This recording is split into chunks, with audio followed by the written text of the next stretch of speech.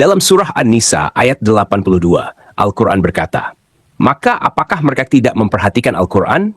Kalau kiranya Al-Quran itu bukan dari sisi Allah, tentulah mereka mendapat pertentangan yang banyak di dalamnya." Ada beberapa masalah dengan ayat ini. Pertama, ayat ini mengatakan bahwa jika Al-Quran berasal dari selain Allah, maka kita akan menemukan banyak pertentangan di dalamnya. Jadi, jika sebuah buku ditulis oleh siapapun selain Allah, buku itu akan penuh dengan pertentangan. Namun, ini terdengar tidak masuk akal. Saya bisa saja menulis sebuah buku matematika sekarang yang menyatakan bahwa 1 tambah 1 sama dengan 2, 2 tambah 2 sama dengan 4. Buku semacam ini tidak akan mengandung pertentangan, kesalahan, atau kontradiksi. Menurut Al-Quran, itu akan membuat buku matematika saya menjadi firman Allah. Karena setiap buku yang bukan dari Allah mengandung banyak pertentangan, sedangkan buku matematika sederhana tidak memiliki pertentangan. Kedua, mengapa kita harus menemukan banyak pertentangan dalam sebuah buku untuk mengetahui bahwa buku itu bukan dari Allah? Mengapa tidak cukup dengan menemukan beberapa pertentangan atau sedikit pertentangan saja? Seolah-olah Al-Quran sedang mengatakan bahwa mungkin ada beberapa kesalahan atau kontradiksi di dalamnya. Tetapi Anda tahu itu adalah firman Allah, karena Anda tidak menemukan banyak pertentangan. Ketiga, kita memang menemukan banyak pertentangan dalam Al-Quran. Bahkan jika kita mengabaikan banyak kesalahan ilmiah dan historis, kita masih menemukan sejumlah kesulitan dalam sebuah buku yang seharusnya memiliki satu penulis yang sempurna. Berapa lama waktu yang diperlukan Allah untuk menciptakan alam semesta? Menurut surah Al-A'raf ayat 54, penciptaan berlangsung selama 6 hari. Tetapi menurut surah Fusilat ayat 9-12, penciptaan berlangsung selama 8 hari. Apa yang Allah ciptakan pertama kali? Langit atau bumi? Menurut surah Al-Baqarah ayat 29, bumi diciptakan terlebih dahulu, kemudian langit. Tetapi menurut surah An-Nazi'at ayat 27-30, langit diciptakan terlebih dahulu, kemudian bumi. Siapa muslim pertama? Surah Al-An'am ayat 14 mengatakan bahwa Muhammad adalah muslim pertama. Surah Al-A'raf ayat 143 mengatakan bahwa Musa adalah muslim pertama. Namun, Al-Quran juga menyatakan bahwa Adam dan Ibrahim adalah muslim. Al-Quran mengatakan dalam surah Yunus ayat 47 bahwa Allah telah mengutus seorang rasul kepada setiap bangsa. Al-Quran juga mengatakan dalam surah Al-Baqarah ayat 125-129 bahwa Ibrahim dan Ismail datang ke Arab dan membangun Ka'bah. Tetapi surah Al-Qasas ayat 46 menyatakan bahwa Muhammad adalah rasul pertama yang diutus kepada bangsa Arab.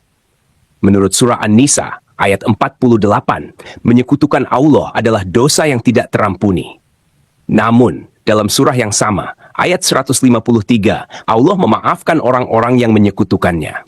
Surah An-Nahl ayat 103 mengatakan bahwa Al-Quran ditulis dalam bahasa Arab yang murni, tetapi ada banyak kata asing dalam Al-Quran. Surah Al-Baqarah ayat 62 mengatakan bahwa orang Yahudi dan Kristen tidak perlu takut karena mereka akan diterima oleh Allah.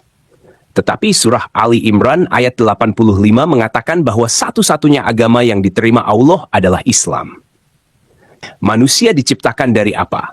Surah Maryam ayat 67 mengatakan manusia diciptakan dari ketiadaan.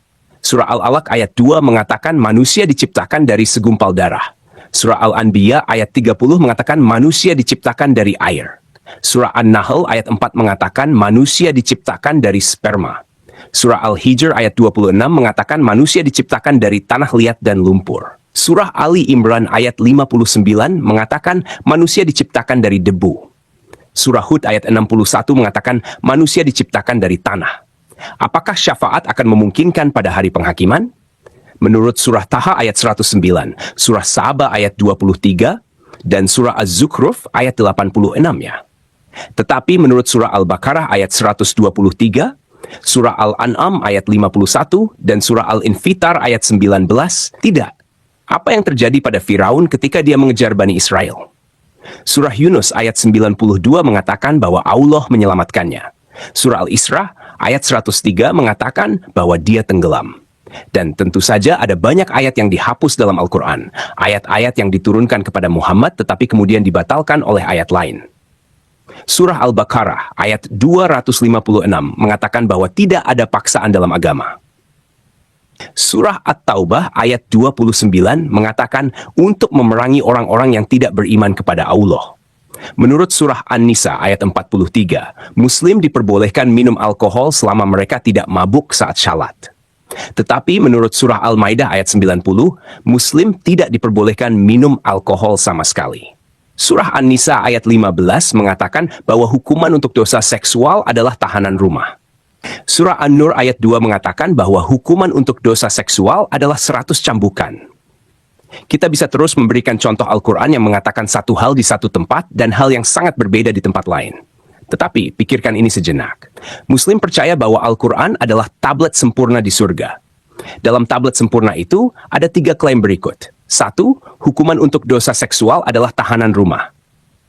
2. Hukuman untuk dosa seksual adalah 100 cambukan. 3. Tidak ada pertentangan dalam Al-Quran. Apakah Anda melihat masalahnya? Al-Quran, sebagaimana yang diyakini ada secara kekal di surga, secara internal tidak konsisten. Dan sebuah buku yang secara internal tidak konsisten, seharusnya tidak mengklaim dirinya bebas dari pertentangan, sehingga bisa menjadi firman Allah.